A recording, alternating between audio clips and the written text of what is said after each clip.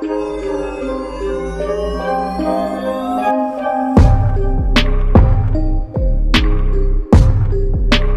yang selalu kita harapkan setiap hari, setiap waktu, rahmatnya Allah, dan kita meninggal berada di dalam rahmatnya Allah, sehingga Allah menetapkan suatu keimanan dan juga keislaman di dalam diri kita. Amin ya Allah ya Rabbal Alamin. Para jamaah rahimakumullah, mari kita lanjutkan kembali mengaji khusus. Ini khusus ya, ilmunya ini adalah khusus bagi pasangan suami istri. Jika di luar sana pada saat ini yang mendengarkan yang belum menikah, mohon wahai untuk berbijaksana, diniati untuk mengambil ilmunya agar kita mendapatkan suatu keberkahan dari ilmu yang saya sampaikan ini ya. Jadi saya ingatkan di luar sana agar selalu berpikir positif, selalu berpikir positif. Niatnya kita ngaji lillahi ta'ala ya.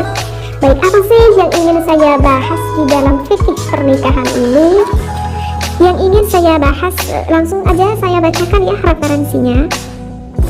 Baik, ihdahuma, salah satunya ya dari dua penjelasan yang akan saya bahas ini adalah qala al-qadi. Berkata siapa Al-Qadi Syahqadi fil jami'i, ada di dalam kitab Jami'. Ya juzu, di dalam kitab ini dikatakan diperbolehkan. Diperbolehkan apa nih? Diperbolehkan misalkan bagi seorang suami takbilu farjil mar'ati, mengecup. Mengecup apa? Farjil mar'ati. Maaf sekali ya, ini memang di dalam bahasa kitabnya seperti ini, farjil mar'ati. Maksudnya adalah milik sang istrinya.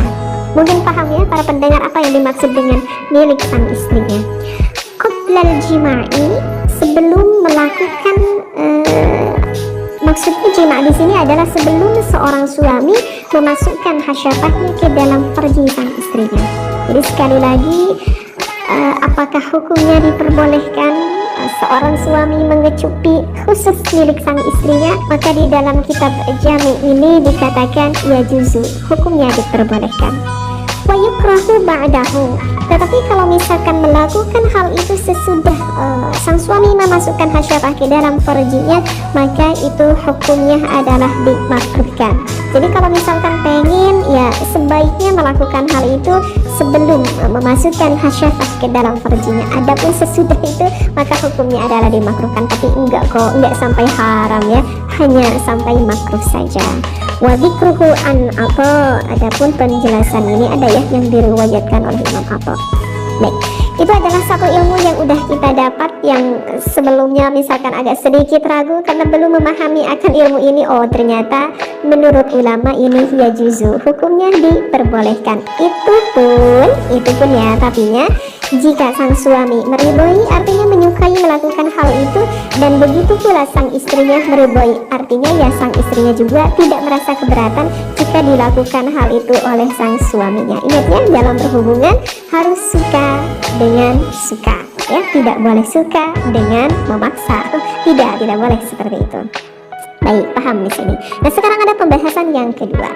As-saniyatu, untuk pembahasan yang kedua, laisa, tidak ada, laha, bagi seorang perempuan, artinya ya tidak diperbolehkan bagi seorang istri, istidkhalu dzakari zawjiha.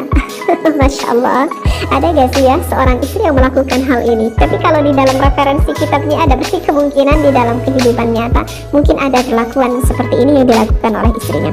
Apa istidkhalu dzakari zawjiha? Jadi sang istrinya itu memasukkan milik sang suaminya, bahwa sedangkan sang suaminya itu naimun, sedang berada di dalam keadaan tidur, bila ibnihi, tetapi dimasukkan oleh istrinya itu tanpa dari persetujuan sang suaminya. Walaha, tetapi boleh bagi seorang istri langsung misalkan meraba milik sang suaminya, wa taqbiluhu, bahkan sampai mengecup milik sang suaminya bisyahwati, meskipun dengan penuh rasa syahwat dari seorang istri.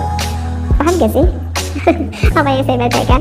Jadi gini, untuk permasalahan pembahasan yang kedua ini adalah jika kita mendapati suami kita itu udah tidur gitu ya, tapi sang istrinya pada malam itu memang keadaan syahwatnya itu lagi tinggi-tingginya sekali ya, intinya seorang istrinya itu pada malam itu lagi pengen gitu ya kepada sang suaminya, tetapi sang suaminya udah tidur pulas gitu. maka sang istrinya memberanikan diri sampai memasukkan milik suami kepada istrinya tersebut. Maka di dalam keterangan fikih itu adalah perlakuan yang tidak diperbolehkan jika ada seorang istri yang melakukan hal itu kepada sang suaminya. Tetapi itu tidak diperbolehkan bila idnihi, kalau misalkan sang suaminya tidak mengizinkan.